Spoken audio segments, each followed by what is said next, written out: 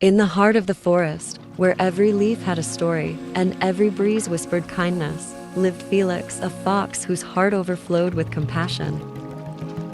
Felix, known for his helpful nature, stumbled upon Rosie, a little rabbit who had wandered far from her familiar trails. "Hello there, little friend. What brings you to these parts of the woods?" I lost my way home. I don't know where to go."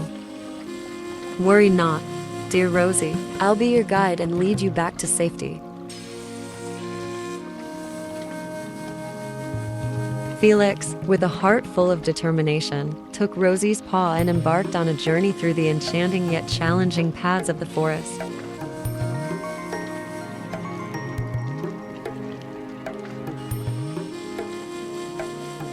"Felix, it's getting dark.